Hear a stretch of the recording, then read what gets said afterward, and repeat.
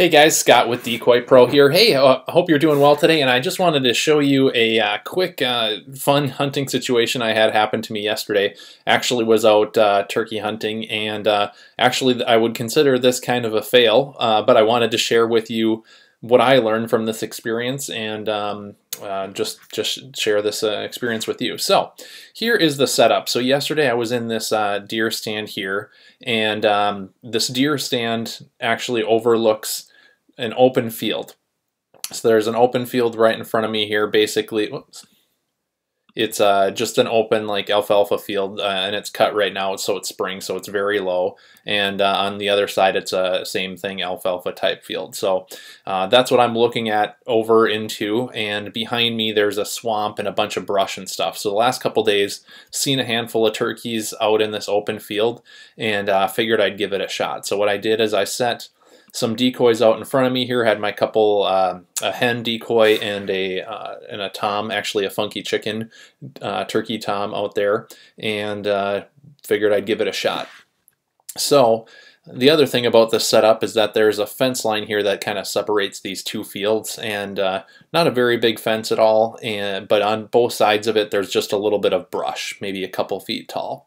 So I'm sitting out here for a few hours, and I notice that there is I notice a turkey that is walking. Basically, it must have came out of the swamp from behind me off to the left and is heading down this fence line on the other side.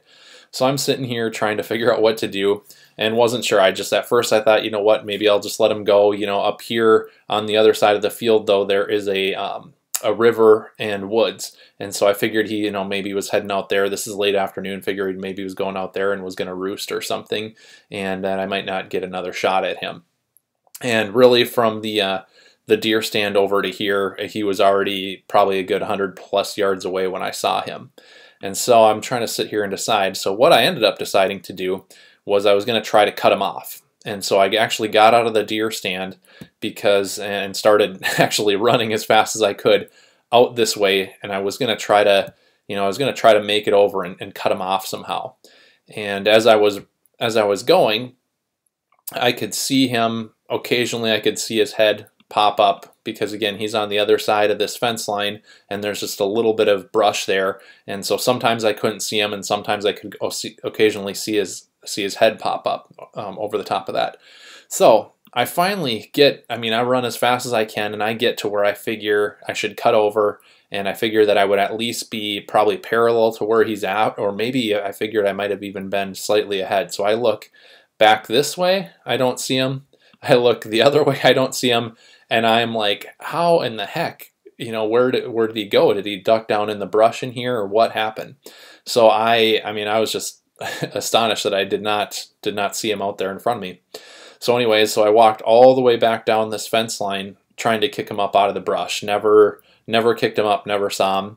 I turned around and came all the way back down and walked it all the way down, and never could I find him again. So my guess is that, when I was running like this, one of the times when he peeked up his head from over here, he probably did spot me and probably just booked it. Probably put his head down as low as he could and just booked it along this fence line and headed out into the headed out towards that the river and river and woods that's on that side. So, you know what? In hindsight, I'm not sure what I would have done different. I could have just stayed in the deer stand, and maybe hopefully he would have came back later in that evening. But I wasn't confident that that was going to happen, and I figured, hey, I saw him, let's give it a shot. But maybe in hindsight, I would have, rather than trying to go so far this way and then cut over, maybe I would have tried to, maybe come out more like this and try to come up behind him faster, because at least then I could have, if he did start booking it down, at least I maybe could have got a couple shots off him at him before he was too far away.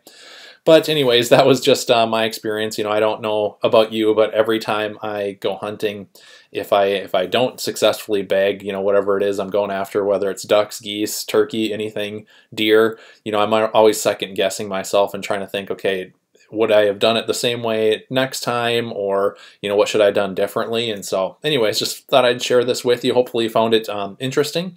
Hopefully I'm going to start doing some more things like this and share some of my experiences with you. Certainly some of the times that I fail, and hopefully some of the times I have success as well. So if this is something that you enjoyed and you got some value out of it, feel free to let me know, and hopefully have a great day. Thanks.